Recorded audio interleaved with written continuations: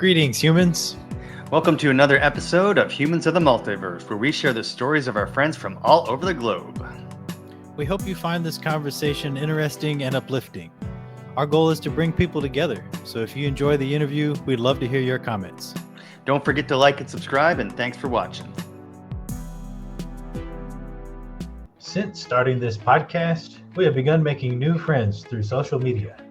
One of our new friends is Erich Degner, a self-proclaimed experiencer of anomalous phenomena, including UFO abduction. Erich is a kind and compassionate guy with an interesting story to share. We hope you enjoy the interview. The pyramid in Vegas. So.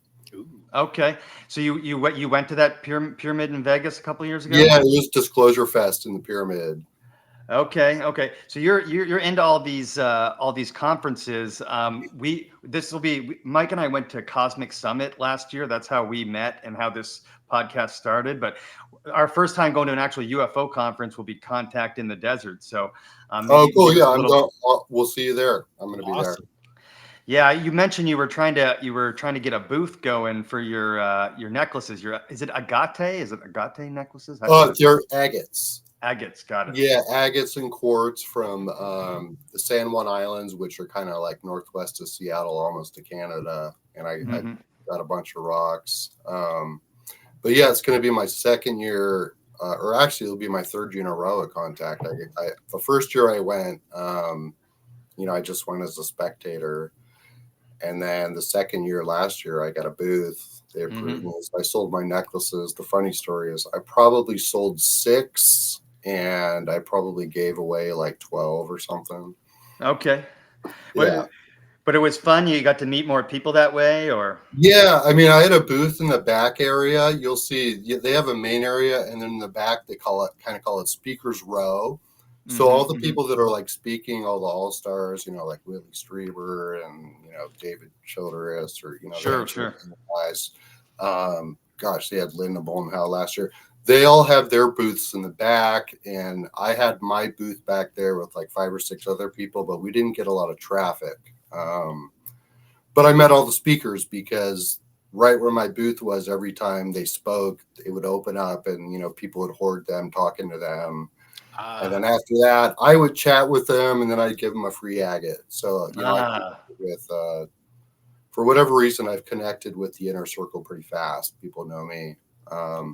I was not into this circuit at all. I've been a believer my whole life, but I got taken August 5th and 7th, 2021, like 3 weeks after I got fired from an accounting job. And so I did not go to any conferences until 2021. Okay.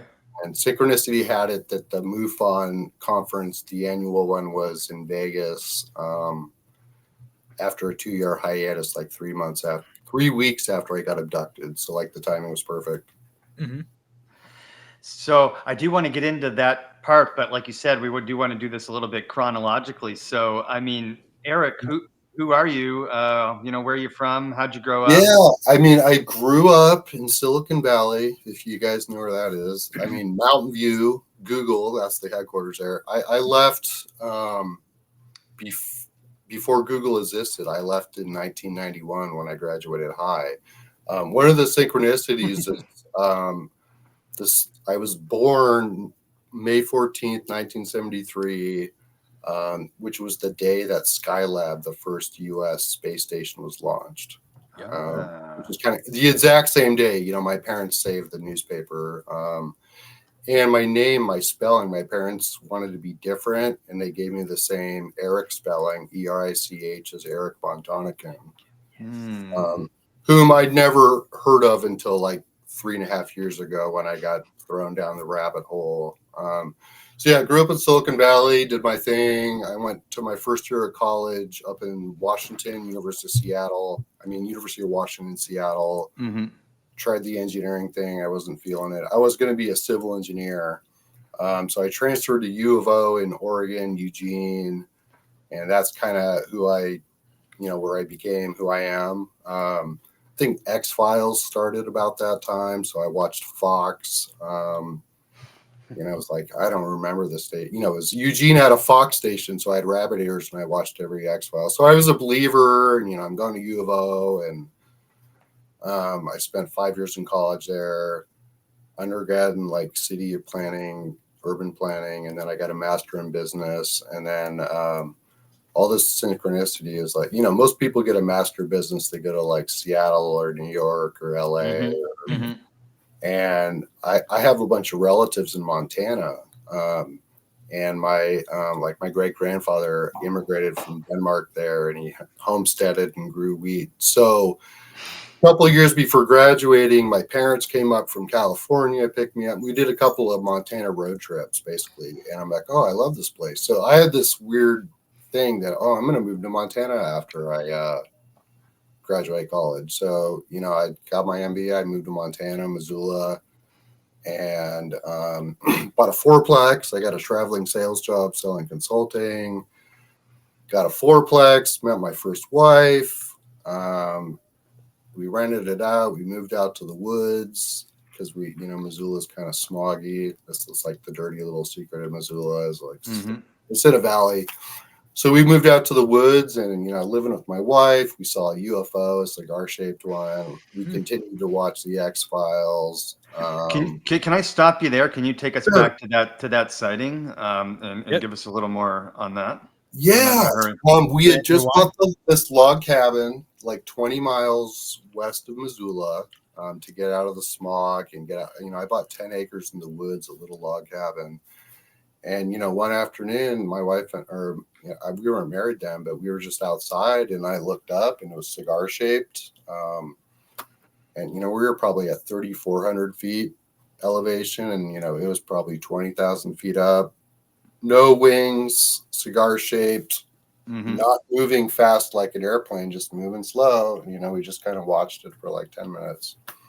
What kind of movement behavior did it have? Did it have a pattern? It was of going movement, from west to east really slow. Let's go like whatever, 300, 400 miles per hour. And this thing was going, like 100, it's just going really slow. And we both saw it. We were both believers. So what were you feeling? For a little bit. I got my traveling sales job I had. She stayed home at the log cabin. But I would travel over Eastern Oregon, Eastern Washington, Wyoming. So I drove I-90 a lot, like to Spokane. And so I saw UFOs at night, driving back from Spokane, off in the Bitterroot Mountains to the south. So yeah, that's when I first started seeing UFOs. Not really fanatic until, there was an article in the Missoulian that, this is about the same time that we saw the cigar-shaped thing, and I saw stuff. About an hour north of Missoula is a town called Polson, and it's on this big lake called Flathead Lake. And there was a wrench factory for craftsmen, like Sears. They made wrenches or something. And these mountains north of there, they're called the Mission Mountains, and they're amazing. They're like pointy, like the Tetons, 11,000 feet. And for like 2 months, every night, the people at the factory would watch UFOs hovering over the mountains. Just parked. Maybe they were using the energy from the earth to recharge, but yeah, that was so that kind of made me more of a believer. And then I started getting on the internet, and this guy back east had this UFO roundup thing. But that was it. I didn't buy any books. Go to any symposiums, but I was a believer. But not until your abduction. But you did mention in our conversation on Facebook that because I saw Fire in the Sky about Travis Walton when I was 10 years old. So you're probably about 19 or something when it came out or something like that. Did you see that movie as well? No, but I keep running into Travis. He's my bud. He knows me just because I'm an experiencer. I've probably run into him 6 times. He knows me. I know his son. I've never seen his movie. I've read his book. I've chatted with him about his book, and he wants to redo it, and he wants to redo Fire in the Sky too, because Hollywood. I've read the book about it. Maybe I'll watch it this week. I really need to buy it and watch it. But they had to change a lot of stuff just to make it Hollywood ready. Like, for example, his memory was they put an oxygen mask over his face, but in the movie they put like cellophane over his face or something. Yeah, I remember that scene. Yeah, so they had to change some stuff. But yeah, I never saw that movie. Okay. I saw E.T. and that kind of freaked the crap out of me. We like to go chronological, and I'll rewind a bit. My first UFO kind of introduction was 5th grade. I was in this after-school lyceum, like a dozen kids that got good grades, whatever, and we do different field trips on the weekends. We went to the Egyptian Museum. We went to look for an Ohlone Indian site, that they found out in the Morgan Hills, south of San Jose. But one weekend, we went to a UFO symposium in downtown San Jose, California. For school? How cool. 5th grade. So my teacher was probably really out there, Miss Burt. But the moral of the story shout out to Miss Burt. When I got home that night, and most of my friends, my parents were the chaperones, and maybe there was like 8 of us in my kitchen table hanging out after it. I was freaked out by ETs. I had a fear of ETs from, say, 5th grade till the time I went to college in Oregon, and just, got all wrapped up in college and became more of a man. But yeah, so I think that they've been getting me since I was born. Basically, it brought up déjà vu when the shit went down in 2021. But that's going a little ahead. That's okay. Growing up, did you ever have a lot of dreams with sleep paralysis or lucid type of dreams? Yeah, my dreams were being outside and floating out my window, and I was a long jumper, like in junior high school a little bit, and just like running and jumping and flying.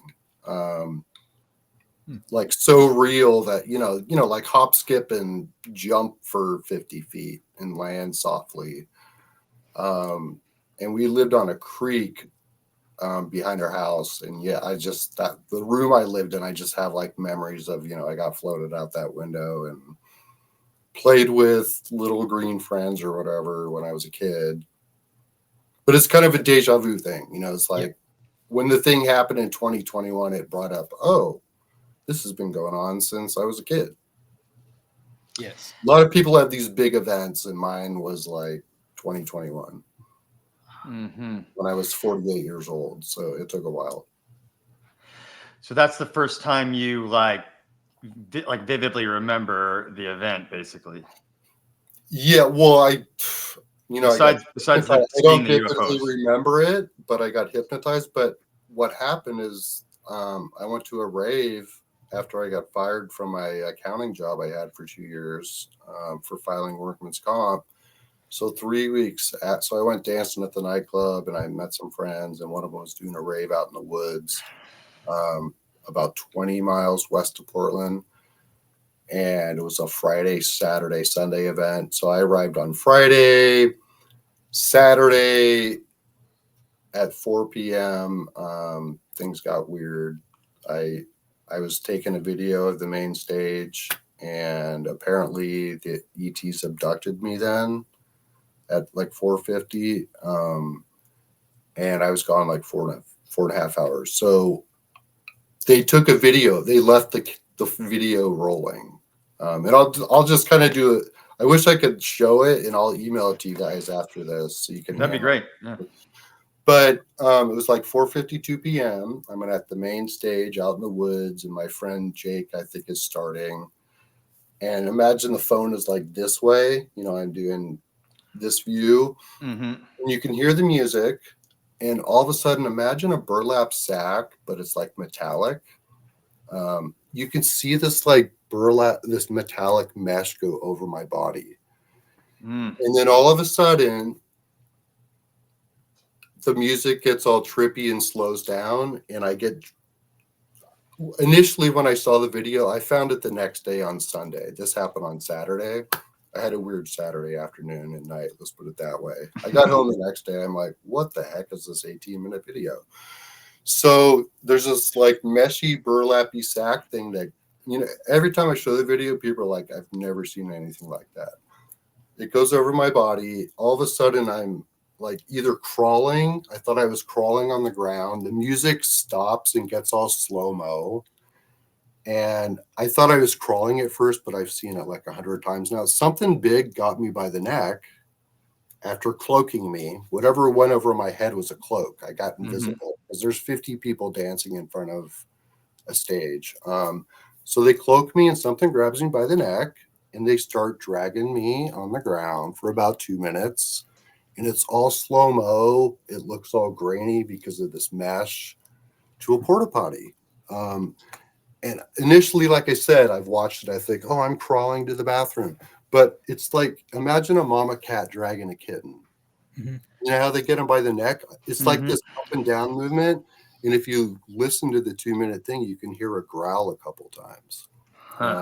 So the first like 3.5 years, this is like 3.5 years in.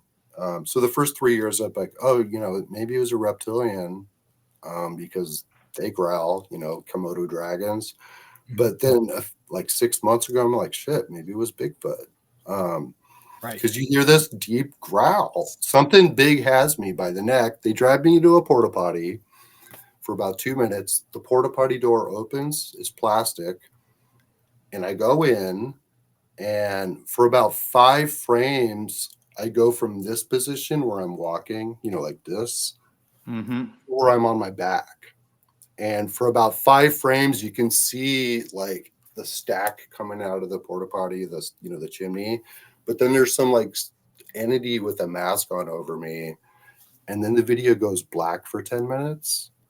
And all you can hear is sounds. You can hear clanking. I don't know, medical instruments. You can hear dripping. I think the ship is a moist environment. You can hear footsteps. You hear the frickin' growl a couple times. I don't know, a Bigfoot or reptilian joined the show.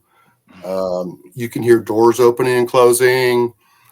So this 10 minutes goes on. You can hear engine sounds. You know, it sounds like you're in the Millennium Falcon or something. After 10 minutes of black, the fucking porta potty door opens and it's reverse course. They drag me back to the same spot. Takes about 3 minutes instead of 2. You know, the departure took 2 minutes to the porta potty. The return's about 3. And about 2/3 in, it gets all weird. You can like maybe 1/3 in, it gets a little weird. I'm getting dragged on the ground. You know, I get dragged past a guy that's like sleeping in his Ford Aerostar. He doesn't even see me. You can like hear and see a UFO off in the woods. You don't see it take off, but you hear like a clicking, clicking, clicking. You can see lights. And after you kind of see that, the music comes back, the main stage, and it's all shh, and I get launched back to the main stage, same exact spot I was. You see like a frame or 2 of daylight, and then it's done. And that was an 18-minute video. It started at 4:52. I think it was 18 minutes. I don't know when it ended.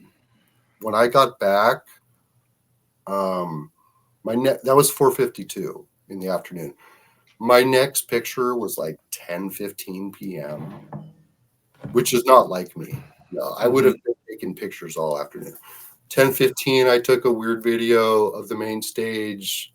I took 2 or 3 videos when I got back to reality. And when I got back there, people were like, where were you for 5 hours? And I'm like, I don't know. And I went to bed.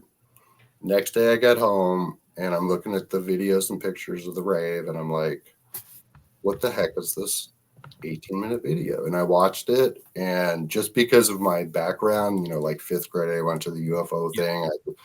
I watched this video. I'm like, I got abducted. I mean, there was no other logical explanation in my mind of what this video could have been. Because they like stopped time. They cloaked me. I mean, if you watch it, Quentin Tarantino couldn't have pulled this off. Like all these people at a rave are going to pull this off. So anyhow, that's my story. That was my big event. I filed a MUFON report the next day. You know, I called the MUFON guy. I talked to him for 10 minutes, filed a report. Yeah. When you got back to the concert, it was obviously much later. It's 5 hours, so different DJ is playing, but the rave's going to keep going all night. So everybody else is still dancing. Did you just start taking videos again, like nothing? And then other people asked you, where were you? Well, yeah, it's this weird time stamp. I started taking this video at like 4:52, and it ended at, it was 18-minute video. And then there's a blank spot for about 4.5 hours. Mhm. But then there's me. I actually went on a beer run. Finish the night strong. You're like, hey, I'm at a concert. I butt, you don't call it butt dial, but I took a picture of me mapping out the way to get to the AM PM. I took a picture of the music I was listening to on the way. And this is before the pictures when I got dropped off at the stage. So yeah, there was like these pictures earlier, and I have memory of that. This beer run was too easy. I drove down the mountain about 15 minutes to this AM PM, and this guy, he was the only employee. He helped me pick out the stuff. He freaking brought it out to the car and loaded it in the car. I had all these like canvas bags. I'm like, oh, I'm an environmentalist. And yeah. So the weird thing about it, moral of the story is I was almost at 2 places at once because they have the ability to stop time. Because some of the people I interacted with from 4:52 until 10:15, half the people were like, where were you? Half the people I had this weird trippy afternoon. Yeah, so I was almost at 2 places at once. I got like abducted, but I was having this weird afternoon there too. So yeah. So we're at a rave. We're doing beer runs. I'm a believer, okay? So just to get that out of the way, but I'd be remiss if I didn't ask, what were you getting into that day, as far as like psychedelics, any kind of, like anything going on there? It was mostly, here's the thing. It was funny. I arrived on Friday and I was pretty tired. And here's a little backstory. When I was packing up at Friday at my house in Portland, my back door was open so I could go to my garage, and the squirrel came into my living room. And he started chilling in the aloe vera plant, and I tried to shoo him away and he wouldn't leave. The squirrel had big black eyes, kind of like an alien did. So there's like screen memories, and I've read so many books about this shit right now.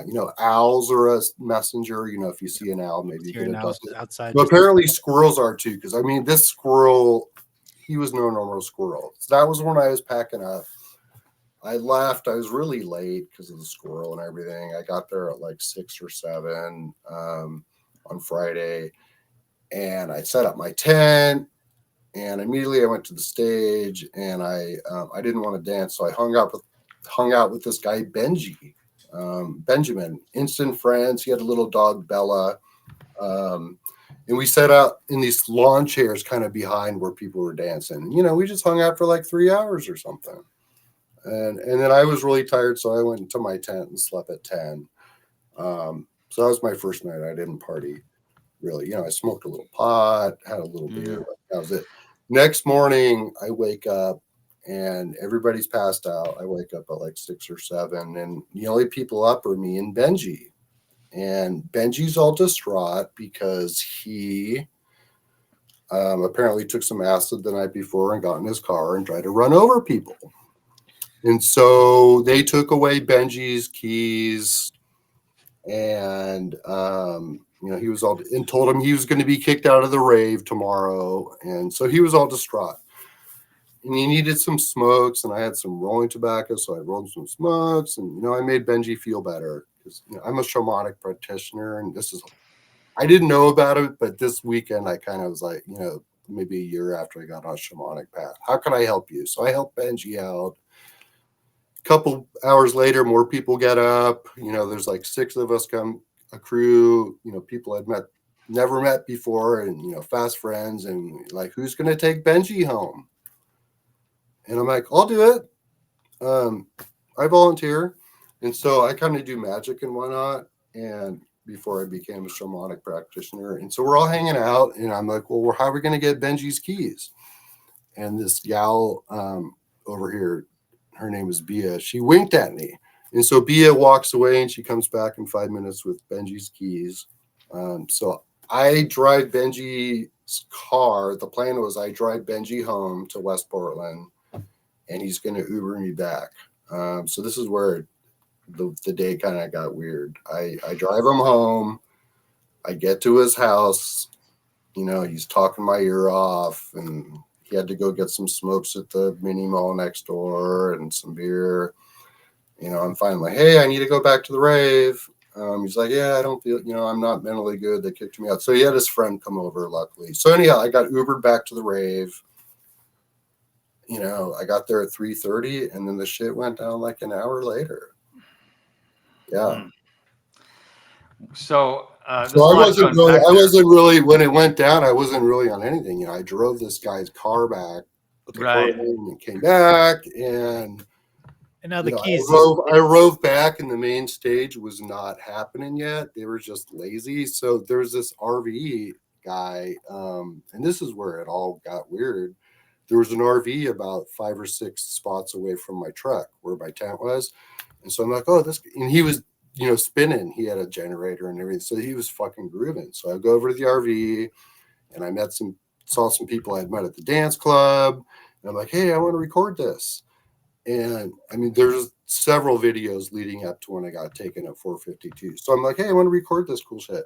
So I propped my phone in this old growth stump. You know, big old trees, they're all crumbly and stuff.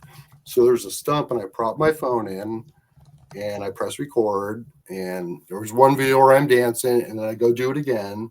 I swear, when I put the phone in that stump, I open a portal or something. So I put the phone in again, and you can see me dancing. I leave for a minute, and I come back. My shorts are off. And if you do the timestamp, the second video of the guy doing the DJ thing at the RV, it ends at like 4:52 something. And I'm at the main stage getting abducted at 4:52. That's when the next video, somehow I get 100 yards from this RV. I have no memory of getting from the RV to the main stage.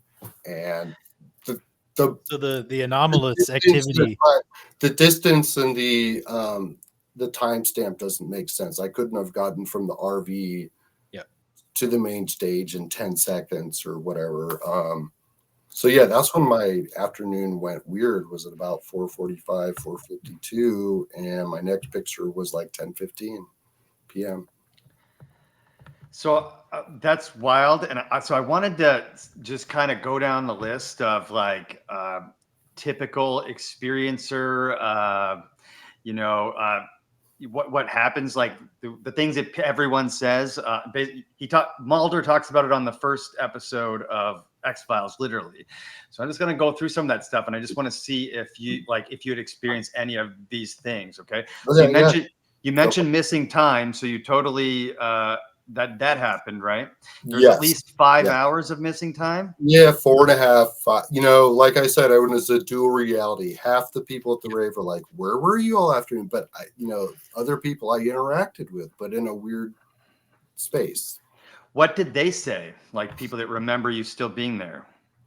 I haven't talked to them. Okay, yes, because they're just random people at a rave. Right? Yeah, exactly. They were just the people at the t-shirt. The tie-dye t-shirt play, they're just random people I've never seen again.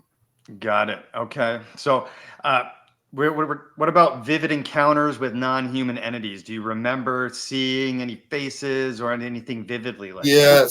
At one point, and this was like the same time I was gone, I remember going to the food area, and then the tie-dye people that were selling tie-dyes, and then there was this really cool chill area, like under an oak tree, like blankets on the ground, and Christmas lights in the tree, just to relax away from the stage.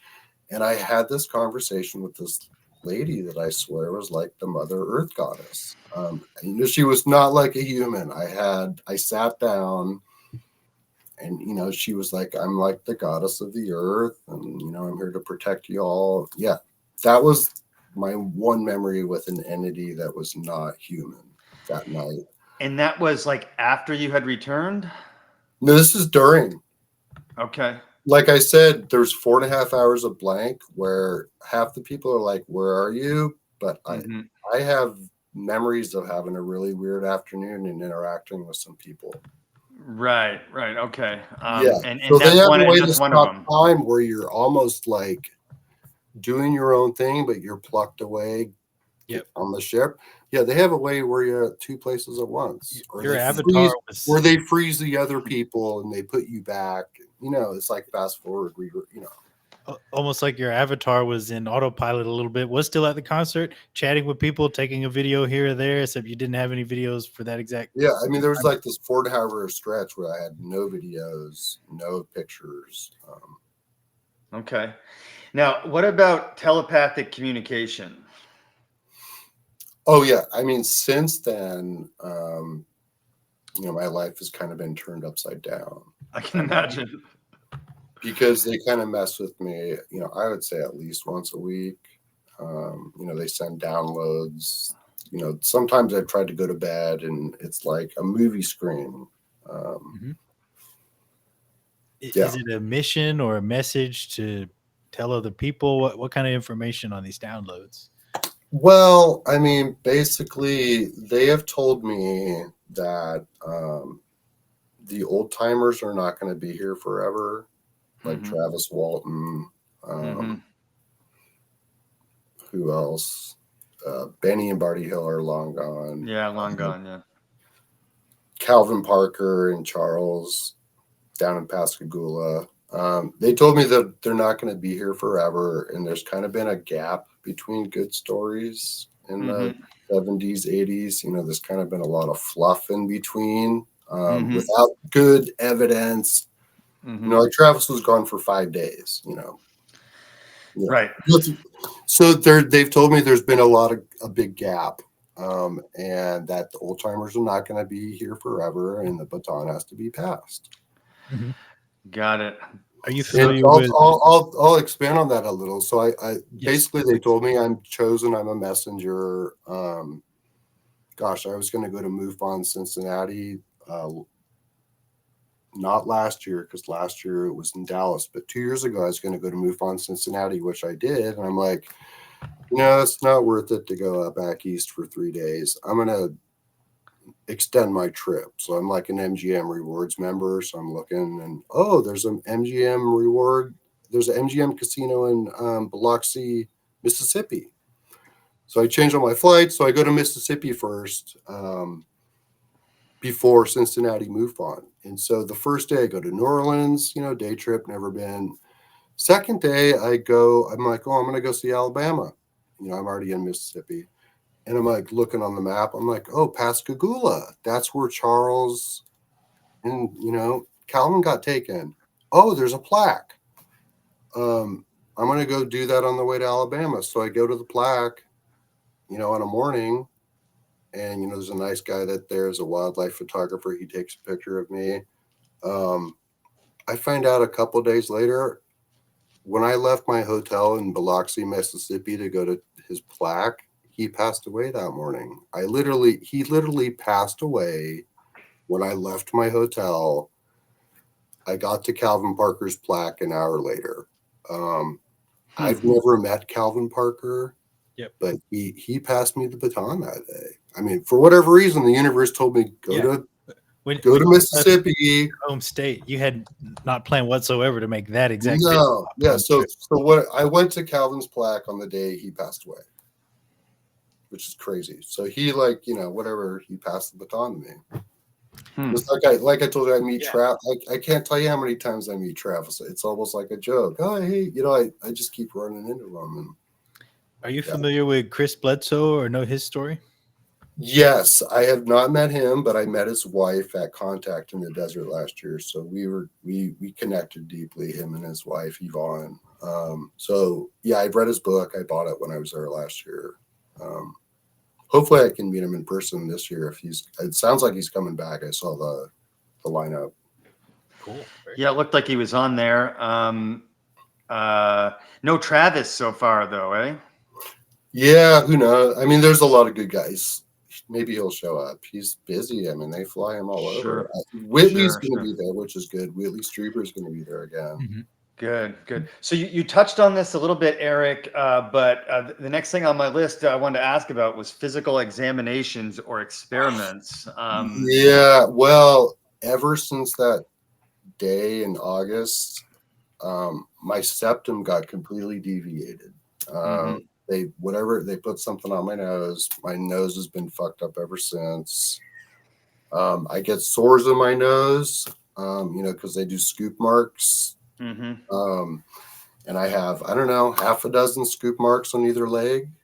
They look like punch biopsies. They scoop. And I've never had a punch biopsy in my life. So yeah, I have serious. I had Daryl Sims, the alien hunter, look at them. He took pictures of them. Any scans to check for metallic implants? Yes. Finally, I had this ENT, ear, nose, throat specialist. He kind of thought I was full of shit or whatever. He never approved an X-ray. I saw him 3 times after this went down in August 2021.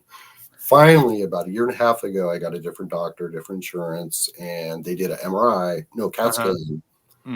CAT scan, nothing in there. A lot of inflammation up in my sinuses, but nothing in there. But they could have taken it out. Sure. I've read, Daryl Sims books say, they take it out if they knew you're going to have an appointment. The last month, my nose has been really messed up. I think they've been fucking with it. Yeah.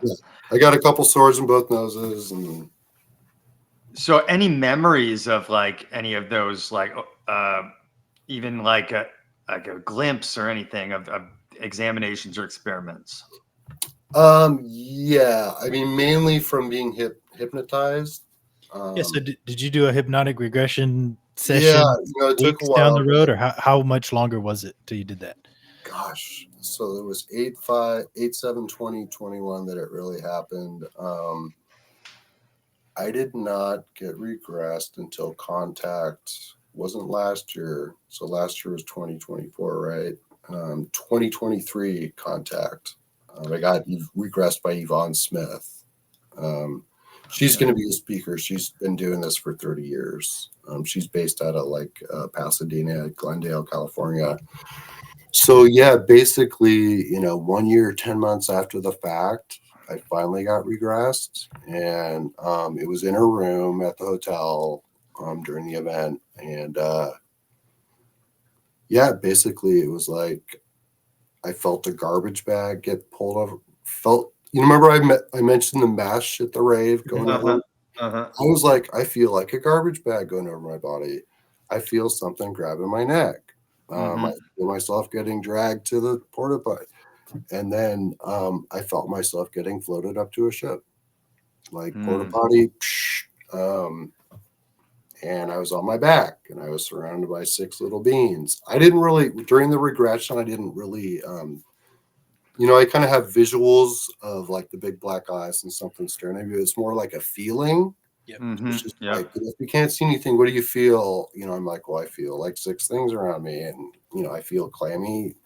So anyhow, yeah, the regression kind of played out that, I got taken to this fucking porta potty, and I got floated up to a ship, and got it floated back down to the porta potty and taken back to the rave.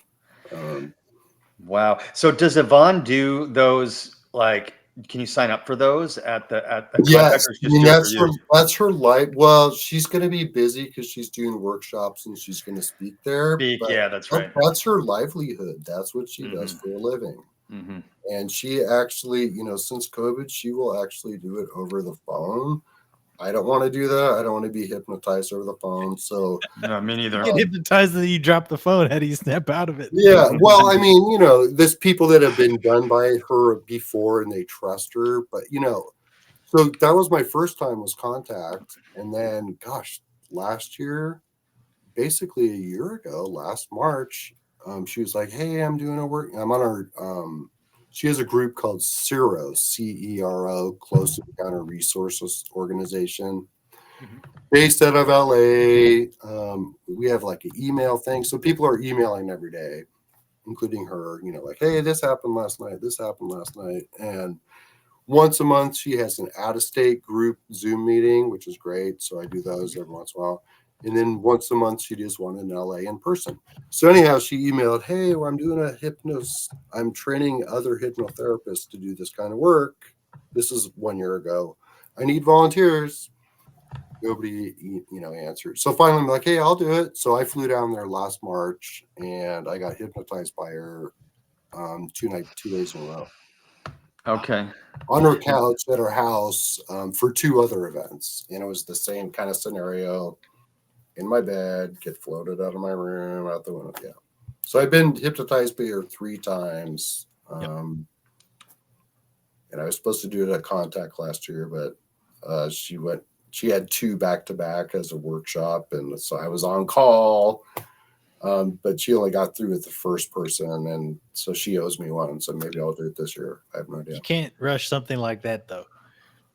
No. So yeah, I'm glad I've only done it 3 times, and I put a lot of thought into which specific date. But yeah, they're like 1 hour each. I transcribed them.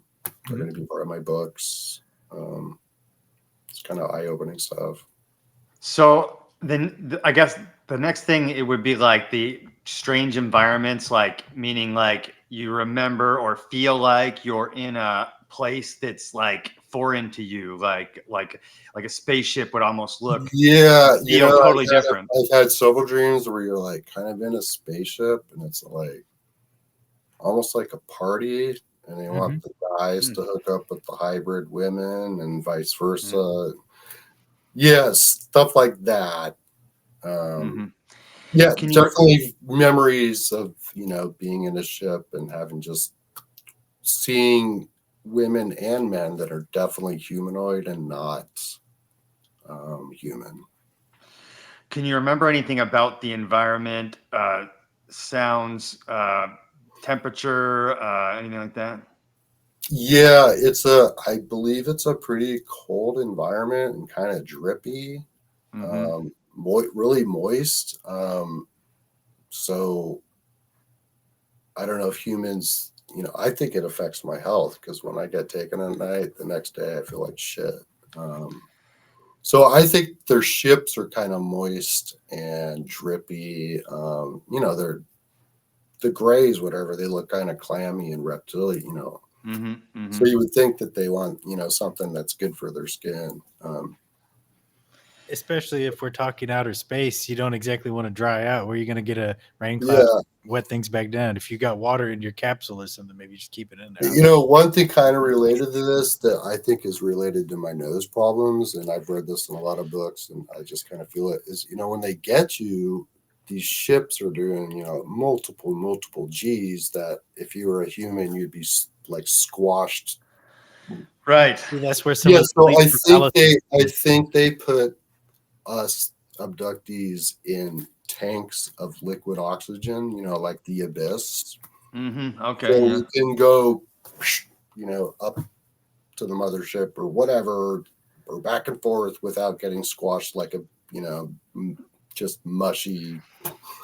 So yeah, I have sinus, but sometimes I wake up in the morning and I just feel like, oh my God, I feel like I've been breathing seawater, overnight or something. Yeah. Yeah, and that's actually a common theme, is even just in science fiction with space travel, and stasis and stuff like that, as you need to be in liquid. In fact, in the movie, Mission to Mars, that came out in the 1999 or something like that, when the Martians actually took the guy at the end of the movie, they took, can't think of his name, but anyway, literally filled up into a chamber, came around him, and then filled up with liquid, and then he thought he couldn't breathe, but all of a sudden he could breathe, and then he shot out into space. Yeah, because you could, I guess humans can breathe liquid oxygen somehow.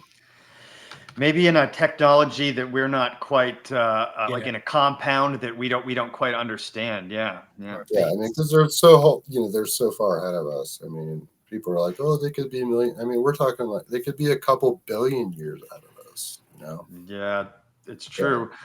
How about feelings of paralysis? Like when you got grabbed and dragged, did you feel like you could move at all? No, I mean, I felt like they controlled Literally, like you got picked up by like a mother cat, then you had no control over anything. I mean, like I was like limp, and I was just going along for the ride. Okay. And Mike asked earlier, I don't know if you specifically said, have you experienced sleep paralysis even before this? No, I mean, honestly, I used to sleep through the night, and now I get up like 2 or 3 times a night, because I think they get me. And I mean, you could, I don't know if you've interviewed other people, but you know, I've talked with my support groups.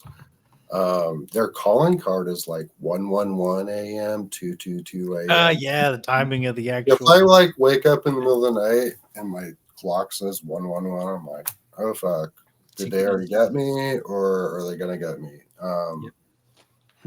Yeah. So sometimes, like right now, it's 1:11 p.m. in here. Oh snap! Yeah, it's 4:11 here, but yeah, Yeah, weird. That's actually really weird that just happened. I know. Synchronicities. So As you were talking about 1:11, and God, I will toss and turn till like, you know, for a couple hours, and that tossing and turning, I'll have some really weird dreams. That's for sure. I have really vivid dream recall, and a lot of it is like symbolism. Yeah, so not really. So I have to like analyze. Yeah. Do you think that some dreams are just your mind sort of repacking and unpacking things that happened to you in life? And do those feel different from a dream where you think there may be something more anomalous going on? Yeah, you know, God, they messed with me so much. I'm like, God, they're taking me up to the ship every night, you know, once a week. But now it's, you know, recently I am like astral traveling. I'm not, you know, obviously sometimes they come and get me and they go do an exam or whatever, but I think most of the time I'm just like leaving my body and going into their reality. Yeah, that's what I think, because these dreams are so livid, and so my dream recall went, you know, on crack compared to what it used to be before the abduction. Like, yeah, I mean, I used to not remember my dreams at all, and now like every night. But it's symbolism, you know, like I'm going into this, you know, it's like a shamanic thing. You're going to the land of where the dead are, and you're going to get messages with them that are not necessarily going to be there like, hey, tell so-and-so that they're being a dick and be nice to their grandma. They're going to give you symbols and signs of what their displeasure is. You know, they're not going to like go out. Yeah, that's what it's about. Is it, you know, so I think I'm kind of traveling more into this astral journey instead of, I still think they, you know, physically take me, you know, they float me out of my damn room up to a ship and do their thing. But yeah, I think it's both, because I don't think you're also venturing out there on your own now without having to be taken. You start right. Yeah, because I don't think it's possible for them to come and get me that often. Yeah. Yeah. I asked that because some of the more bizarre dreams that I've had after I wake up, I think, you know, this may be my mind just unpacking things that have happened to me in the last week. And some of the more anomalous dreams that I've had, sometimes there's not very much that happens in them. It's just a very vivid, like, why was I in this house in this dream? It was so vivid. And sometimes those are more anomalous for me, at least. Yeah. I mean, if you can, like, as soon as you wake up, write them down and try to interpret. I got to get better at that. Yeah, I always got to get better. Me too, for sure.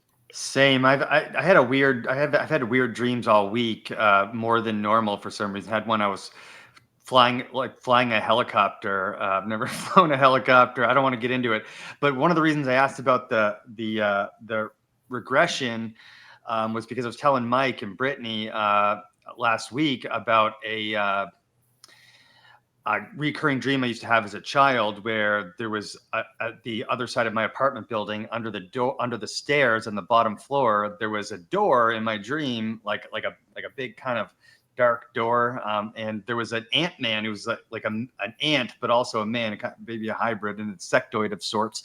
And he was neither good nor bad, but apparently this was the doorway to hell. Oh yeah, and so when you go past that door. Yeah, and then after that, I do remember having lots of synchronicity stuff going on. Like I would constantly be looking at the clock when it was 11:11, or like you said, and so part of me wants to go get regressed just to see if there's some shit that, because I'm not an experiencer as far as I know. I would like to be, just because I really would.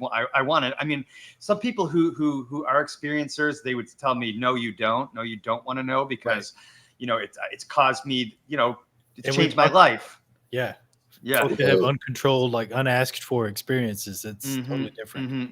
Yeah. And so I don't mean that with any disrespect, but I just, for the purposes of, I want to see for myself and I want to know. That's why I say that. And that brings me to my next question, which is, you know, on the list of classic, you know, abduction symptoms or whatever. Psychological impact. You know, obviously it affected how you dream. Has it affected, how else has it, if any, has it affected your psychology? Oh, I mean, now I don't sleep through the night. You know, I literally get up every 3 hours or every 2.5. My sinuses are screwed up. If they get me physically, I think, or they physically visit me in my room and do a medical exam, when I wake up the next morning or in the middle of the night, I'll have a major migraine. And when I wake up, like, let's say I woke up at 7 this morning, and I felt pretty out of it today. I felt like I fell down a flight of stairs. You know, it takes me a good couple of hours to wake up, you know, 2 or 3 cups of coffee. I just feel like, you know, I'm out of it, like cobwebs. I'm floating still. So there's that. Gosh, psychologically, it sucks going to bed every night because I don't know if they're gonna fuck with me. That's part of the insomnia thing. Sure. Any like anxiety, maybe hypervigilance, things like that. Yeah. I mean, you know, like if I, you know, there's some nights where like, oh, they totally fuck. You know, I'll have like PTSD the next day. You know, I'll just be all like hypervigilant, shaky. It's like, what happened? But on the positive side, we won't talk a lot of the negative stuff, is they gave me like mad skills. You know, I was already like a good driver. As soon as I got abducted, I'm like, I can drive 120 with one finger. You know, it's like I can predict stuff. I can read people's minds. 6 months ago, I got good at remote viewing. Like, you know, I close my eyes, I can look into other rooms in my house. So they gave me skills. I used to not be able to sing. I can sing now. You know, they gave me physical skills and mental skills. Yeah. So open a doorway in your mind. Yeah, I mean, I totally opened my mind to other stuff. Like, yeah. And now I kind of, you know, I've always kind of rolled with it, yin yang, go with the flow. But now it's just like, you know, I'm feeling it sometimes. Like, oh, I'm not feeling doing that, and then I'll make this decision, and it'll be the great decision. And you can still practice, say, singing, for instance. But you're saying the initial hump of I never used to sing, and now all of a sudden it's something. Well, no, my voice used to suck. Yeah. Like I didn't have a good voice, but for whatever reason now I do. How did you find that out? Were you just singing in the car and like, oh snap? No, after the rave, Bon Jovi, check it out. You know, it's weird because I met these people in a rave, and unfortunately, that's not the best legit. You know, if I'm going to tell my story, oh, I got abducted at raves. You know, I tell people now it's a music festival. Okay. And I got abducted in a hotel room too. So, you know, I don't tell people's rave, but yeah, the people I hung out with that, you know, saw me gone, whatever, you know, we started jamming for like a couple months after it.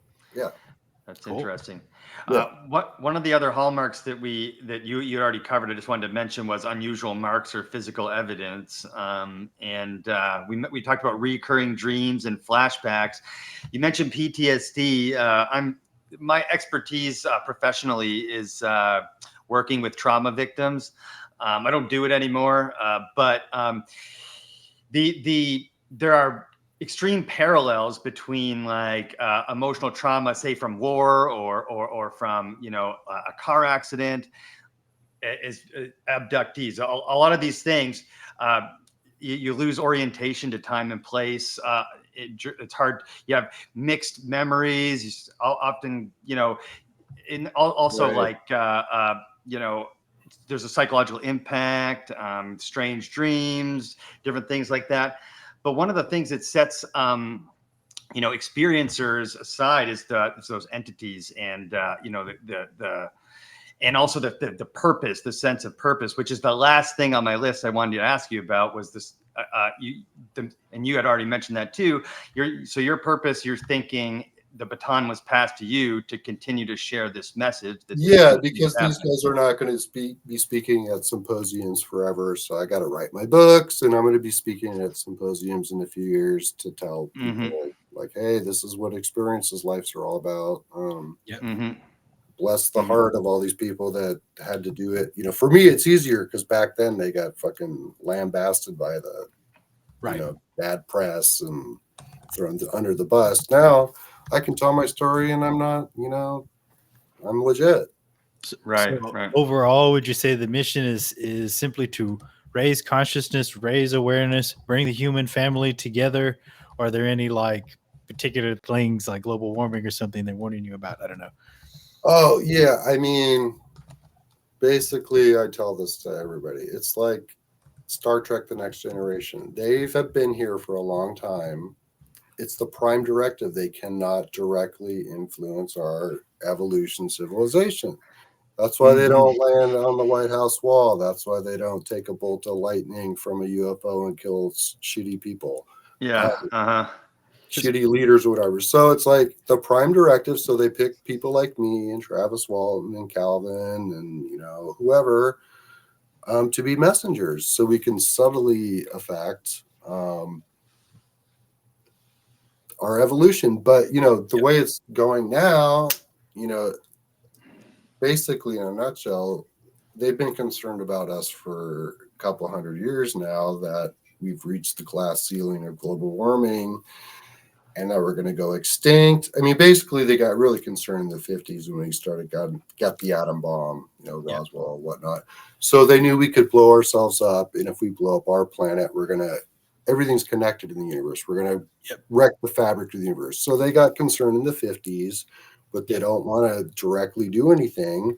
And they're really concerned that we're going to go extinct. And so that's why they abduct people and get our genes. It's like an insurance policy, but they're kind of like hands off, Yeah, that's why they're here. And if, let's say, we go extinct in 200 years and the planet's just like a barren moon for a couple hundred years, they're going to repopulate the planet with the hybrids that are part of us, and that's the plan.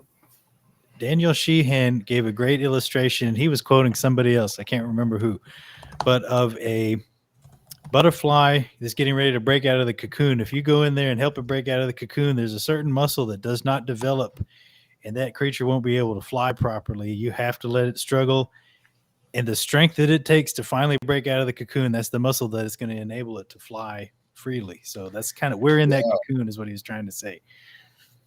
That's for sure. And it kind of related to that, I don't know how it's going to end, we go extinct or whatever, but part of the dreams that me and experiencers have are of leading other people to these ships and going up when, the shit really, when everything's burning or whatever.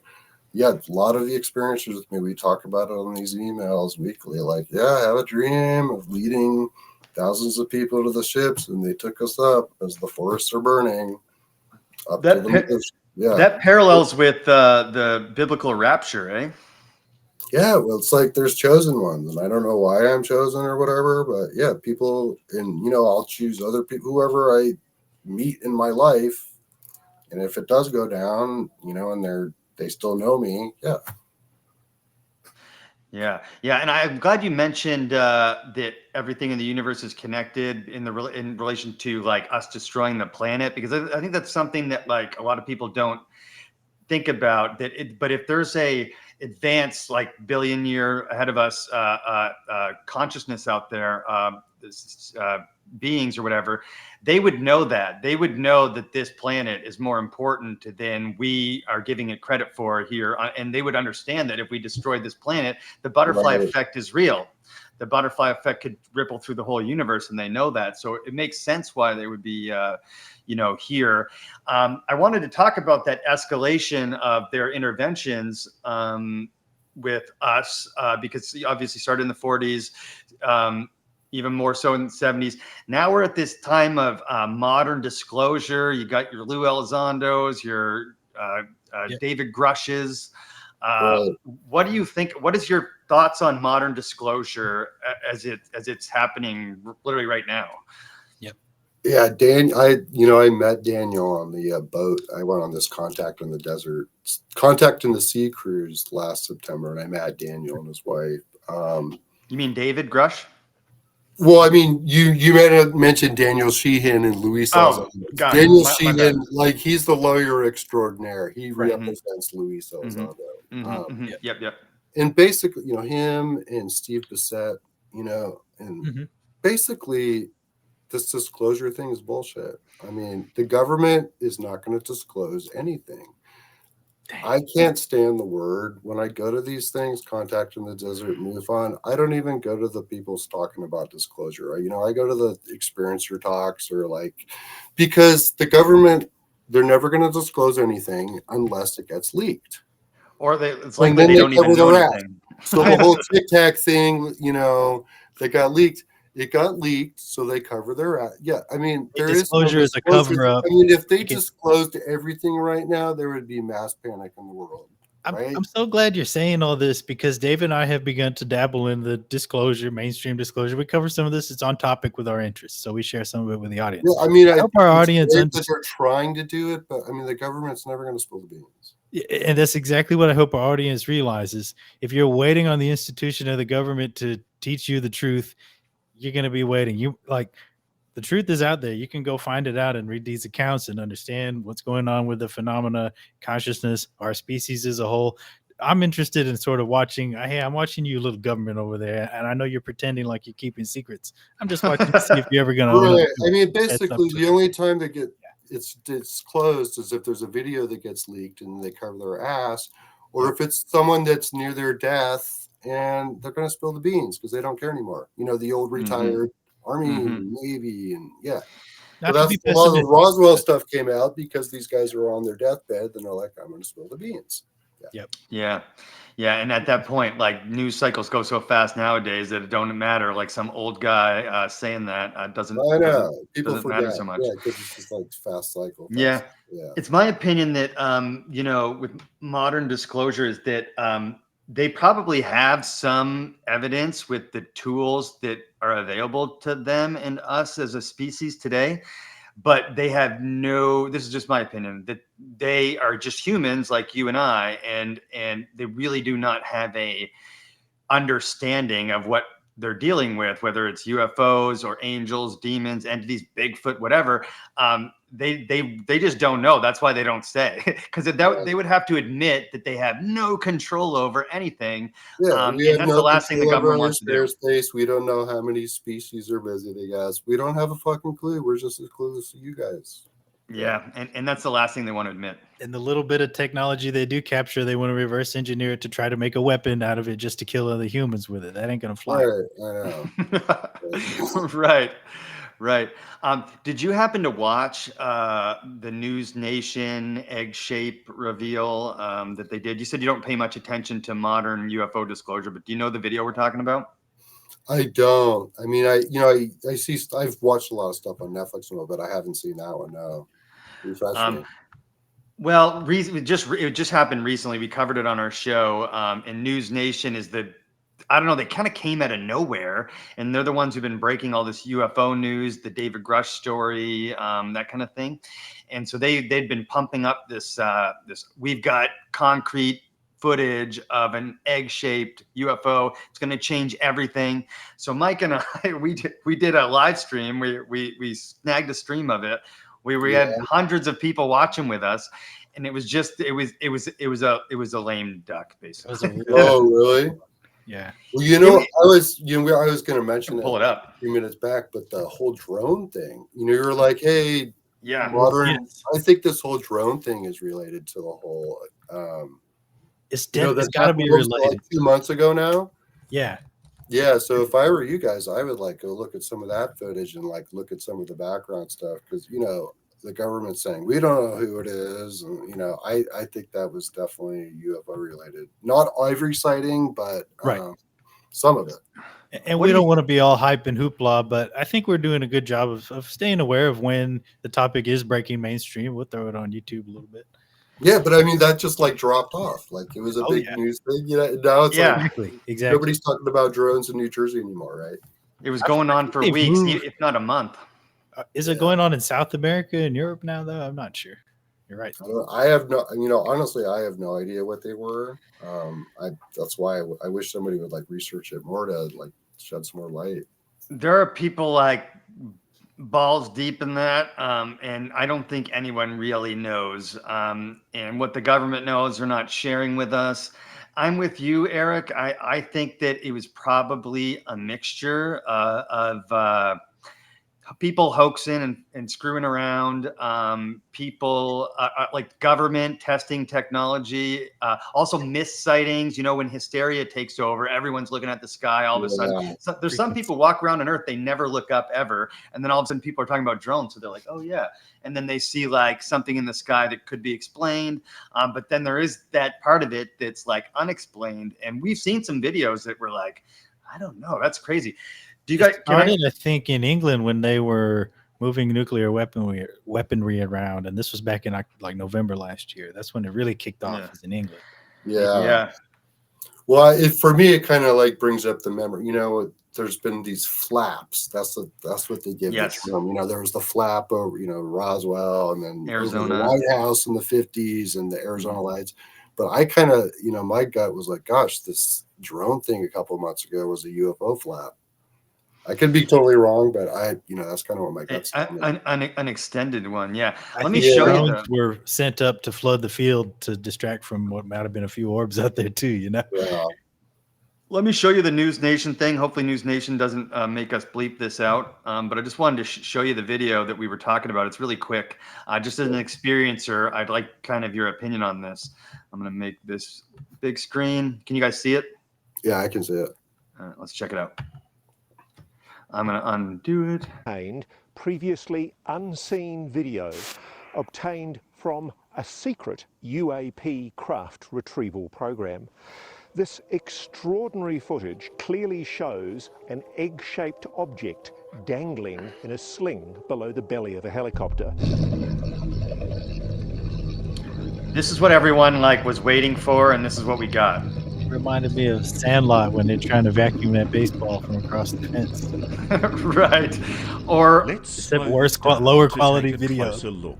That's an egg-shaped UAP suspended from a 150-foot long line. We're told the craft is about 20 feet long. The egg suspended in a cradle. And look how careful the pilot is as they bring their precious cargo into land. Let's freeze frame here to look at one of the clearest images of a UAP ever taken. This is no blurry light in a distant sky. The source of the footage putting themselves at incredible risk to record this UAP retrieval. Look at how perfectly smooth the craft is. No markings at all, and no visible means of propulsion or way to see inside. Watch how it rolls, almost graceful as it hits the ground, despite being wrapped in the ropes and canvas from the cradle as it's dropped for pickup. The UAP's final destination still unknown. So, as an experiencer, Erich, what do you make of that? So this is supposed to be a helicopter dropping off a retrieved UFO or what? Supposedly, yeah. Okay. And where's this, like in the UK?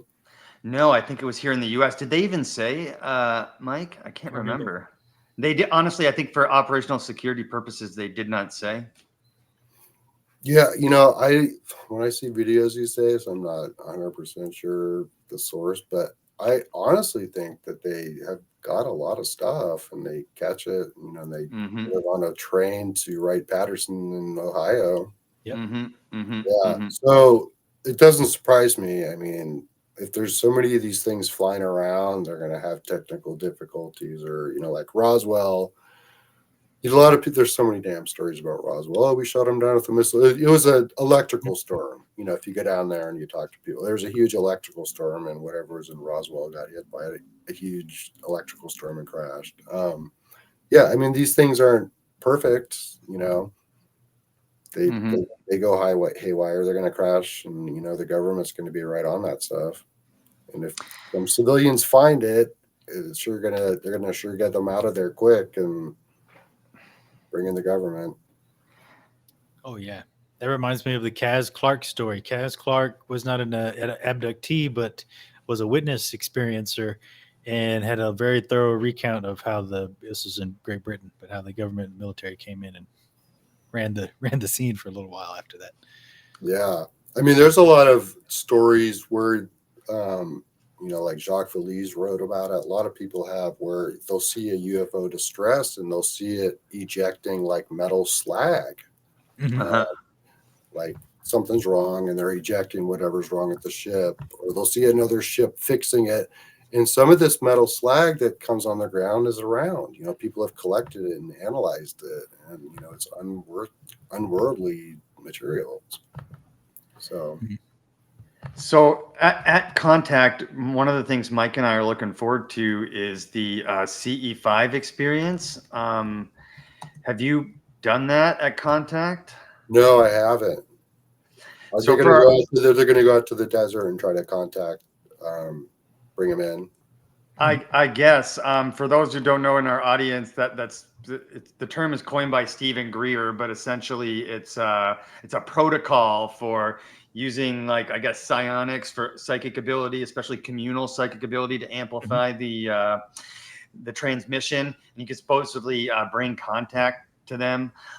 Is that something you'd be like interested in doing, or? Oh yeah, definitely. I've only done that once, and that was on the Contact and the Sea cruise last September. Okay, yeah. There was like 4 or 5 of us that went on the top of the ship, and we brought them in. We saw some lights on the mountains when we were docked. Yeah, I would love to do it again. There's a play, I don't know if you guys have heard of it, in Washington, you know, maybe an hour and a half north of me. I'm having a brain fart what it's called, but they're by Mount Adams, and they do that all year. You have to be invited and everything, but there's a special ranch. I'll email you guys the name of the ranch. But yeah, they do that, and they're successful at it. I mean, they have people come out there, and they bring the UFOs over Mount Adams all the time. Maybe they would want to come on the show.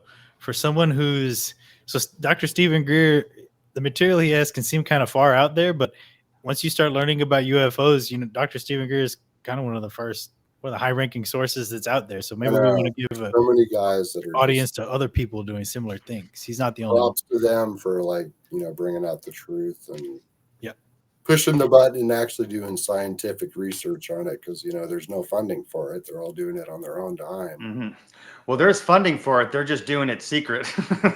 Yeah, well, I mean, the government's got funding for it, but they're funding the shit out of it, I bet, because they're trying to beat Russia and China. We don't hear those reports or anything. No, and none of that money goes to the people. We don't get any of the information or the answers or anything like that. So it's like like MUFON is mostly volunteer. I think like 3 or 4 of them actually make a living at it and have a paid job, but everybody else is volunteer. You know, Contact in the desert. You know, I know the people that run it. I haven't met Captain Ron yet, but I met the 2 other. Only 3 of them are on payroll. The rest are volunteer. Yeah, so it's like we're kind of like we're doing what we can without government funding. Right. You mentioned Bigfoot. What is your take on cryptids in general, like Bigfoot and other, like, you know, in their relationship with the UFO phenomenon? Yeah, I believe in them. I think that there's reptilians living under the ground. They've been here forever in caves or whatever. I think Bigfoot is more mythical and more like higher up than, say, a reptilian. He's more, you know, has magic powers because, you know, he shows up when UFOs shows up. Yeah. When people see him, he disappears. You know, you have that one. He's elusive. So, yeah, I kind of think that he is maybe he came from another, he's like a mythical creature. He's like a god, like maybe he came from another planet. But maybe there's like an extra dimensional explanation for that it's like you're mainly existing in some 5D realm, and from time to time you crystallize into a corporeal 3D form, which is what confuses 3D people like Yeti and Bigfoot. Maybe they've evolved above us to the next dimension like UFO occupants can. They can stop time and they can go between different realities. That's why Bigfoot disappears. But reptilians, I think, are just kind of like this lost race that is banished under the earth because they did bad stuff in the past. And I wonder what keeps them there. Some kind of force that we don't know. Oh, it's just kind of this whole battle, light over dark with the Bible. It's just there's all these characters, like the Nephilim, like the giants, and some of the bad races got banned to go to the underworld. And I'm glad you brought that up because a lot of people nowadays, this topic is more on the forefront of the cultural consciousness than ever before. And so, for example, we're having a guy on, I think next Thursday on the live stream, who he told me he's an experiencer as well, and his religious background had him interpret it as to be angels and demons. He's like, once I experienced it myself, I understood that it was angels and demons that were just messing with me in a way that I really can't quite understand. And so, what do you feel? How do you feel about the relationship between like biblical, demons, angels? Yeah, I think it's, I don't think you just say, oh, that's all it is angels. I think it's a whole cast of characters. There's this gal, Ella LeBain, and she's got a book series called Who's Who in the Cosmic Zoo. And she goes like A to Z. Her first book is A to Z of all of them. Jesus is in there, Bigfoot's in there. Yet I think it's a huge cast of characters, and you can't say it's like, there's angels, there's demons, there's grays, there's mantises, there's Nordics. It's like the superheroes. There's a whole menagerie of them. So for people that like try to narrow it down, like, oh, it's the devil and Jesus coming back visiting, and no, it's everything. It's like, I believe that there's gods and God. It's Krishna coming back. It's like all the Indian gods, and I think they're all real. What's real and what's not. You can't just like say it's like demons and devils. You can't just say it's demons and angels. It's a whole pantheon of religions. No religion is right. I honestly believe in that everybody's God is real in some way, shape, or form. It might be the way that they think it is, but I think Krishna's real. I think Vishnu's real. I think Brahma's real, and Shiva's destroyer. Maybe Shiva's getting a little mad right now because things are kind of getting bad in the earth. It's all a cycle. Nobody's right, nobody's wrong. There's definitely gods and goddesses. There's definitely demons. There's definitely angels. There's definitely ETs. It's like this whole cosmic mix, basically. I like that. Nobody's right, nobody's wrong. Yep. That's why we try to gather all the data that we can and share it with everybody. And nobody has all the answers. I mean, I don't think we ever will. Yeah. You're just a human. Yep. So have you ever tried like DMT or any other psychedelics to explore this phenomenon within yourself any further? Gosh, not really DMT. Back in the day in college, I did some mushrooms, and that kind of got me into Mother Earth and the whole goddess connection. But not really. It's kind of yeah, I mean, maybe I did a little mushrooms after I got abducted, just to like, but not, nothing, no DMT, no, never done peyote. Yeah, I wonder, I'd be open to it. I would be open to like doing ayahuasca. If I ever did anything, I'd want to do ayahuasca or peyote because I'm in a natural, out of the earth, old shamanic, drugs that have evolved with humans forever. Yep. Yeah. I guess I would be curious if you did a DMT blast off or an ayahuasca one, and would you have the same like feeling of déjà vu as if you'd done that before or been there before, which is typical of a DMT experience anyway. But I wonder if you'd relate that and be able to. I say look into it. I'm not. Honestly, I go with my gut, and I think if I did do ayahuasca or DMT, I would go deeper with my connection into the other world, maybe and shaman, past spirits. Yeah, I think it would help. I'm not ready to do it yet, but yeah, it just it makes the connection faster. It's like a fast forward. Yeah. Or kind I'm of glad like you said I'm not ready. Yeah. A hypnotherapy session. It enables you to see something you normally couldn't see. Yeah, I mean, if I did ayahuasca down in like say South America somewhere, I would probably have like this crazy trip of meeting shamanic spirits and going to the other world and looking down at the I'd probably have these profound experiences that I haven't had yet. Yeah. I'm thinking. I like how you said that I'm not ready to do that yet because DMT and ayahuasca are not things that should be taken lightly, and it's one of those things where like they say like it'll find you when you're ready. So right when the time is right. Yep. Who gave you the nickname Eclectic Erich? Yep. Oh my God, this is funny. My old condo in Sherwood, which is a suburb of Portland, there was like 4 of us on the ground floor.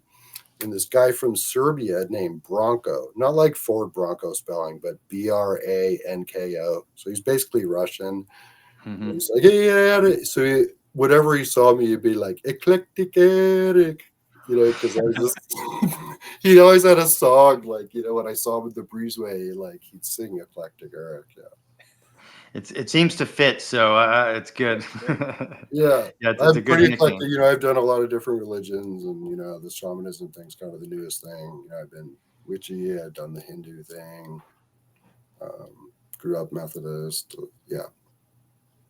Okay. As far as being an experiencer with people who aren't like really into this topic or anything like that, maybe people in your family or things like that, has anybody like has this kind of maybe isolated you from people from your past after you became an experiencer and started exploring this? Yeah, that's a great question. I mean, this sort of thing can ruin families. My first wife passed away in 2011, so I've been a single dad. Sorry. 2011, and my son is basically 30 years younger than me. So when I got abducted in 8/5/21, he didn't believe me. He thought I was kind of full of shit. After I showed him the video of the rave and kind of skeptical. But a year later at the McMinnville UFO Fest, and at my parents, my whole family's down in Silicon Valley, some paranormal stuff happened. They got me in McMinnville. It was a hotel room. There was like water on the windowsill. I mean, I didn't do it. I think they floated me out, froze my son. So that tripped him out. And then like the week before that, we were at my parents' house and there was like water on the carpet, and I didn't do that. So anyhow, he became a believer.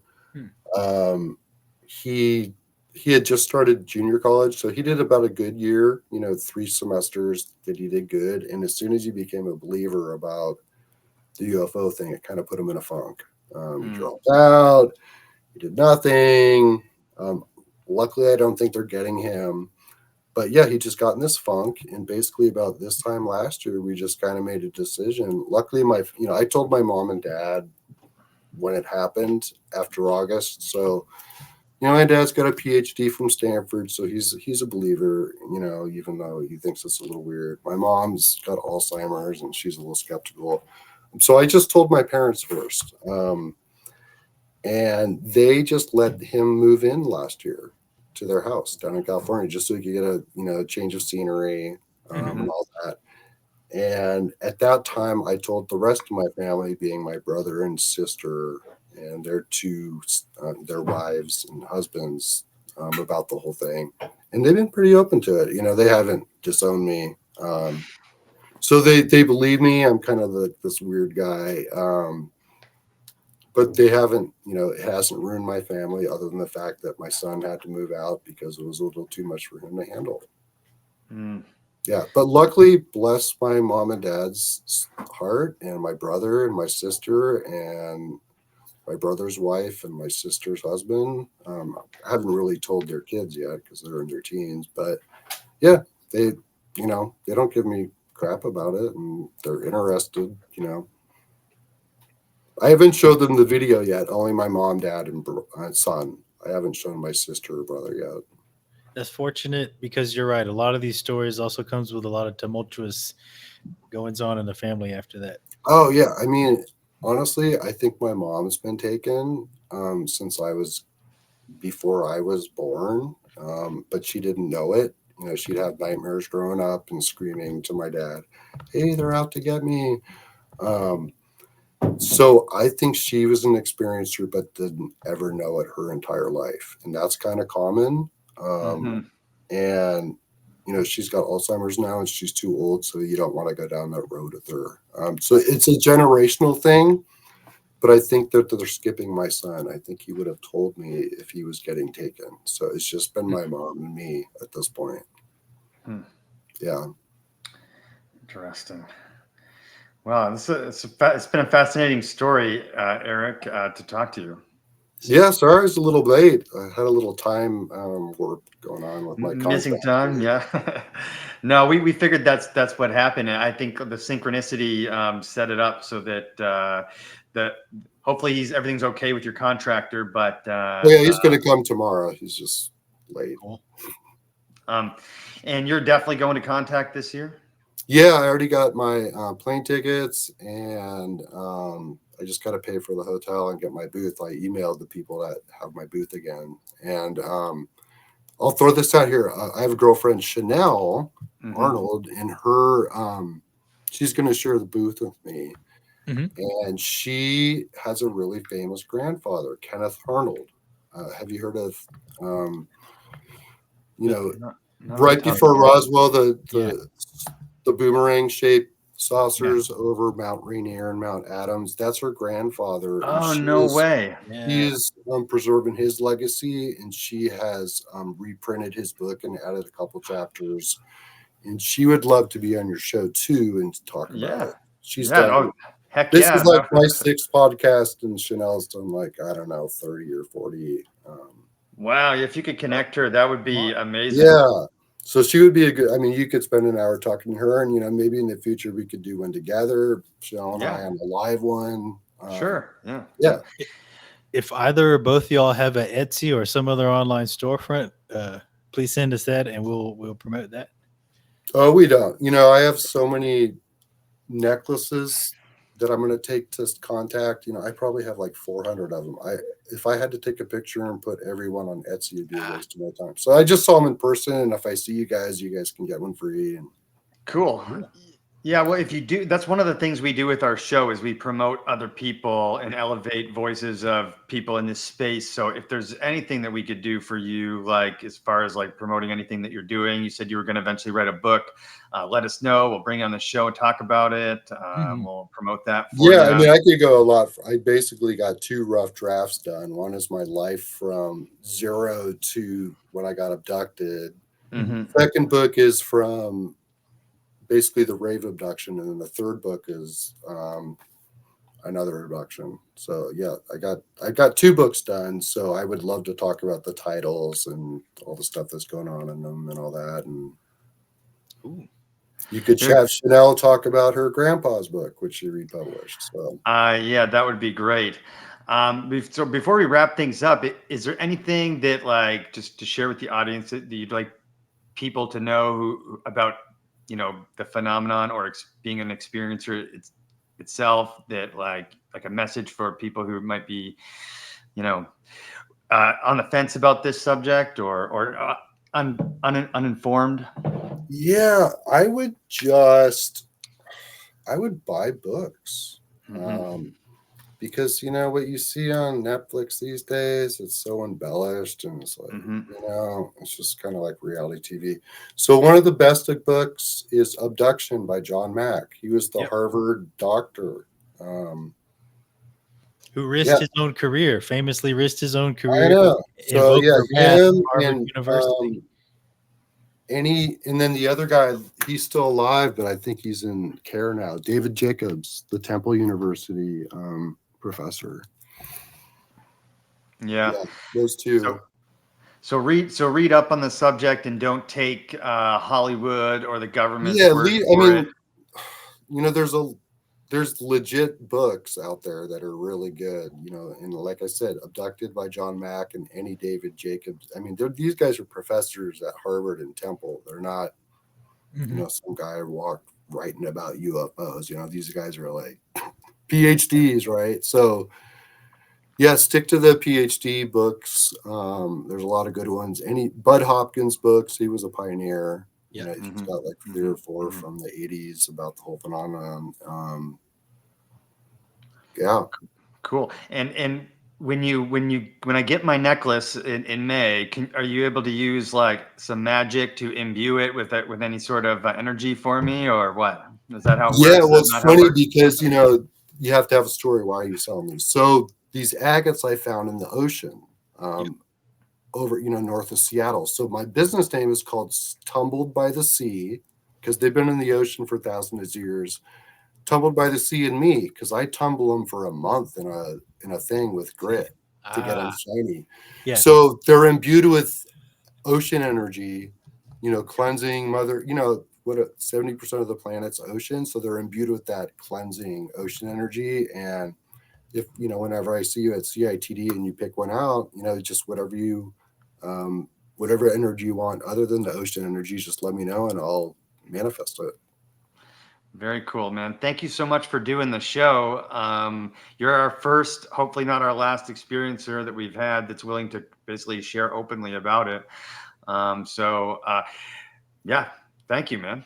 Yeah, for sure. And then, just keep in touch. And, if you want to see that video, that 18-minute Ray video, I have to do it via WeTransfer because it's too big to do any other way. And I just ask you not to give it to anyone else because I'm kind of the gatekeeper and keep track of who I've given it to. And Well, thanks so much for coming on the show. It was great to meet you. And we look forward to linking up again, maybe make some more content later this year. Yeah, that'd be great.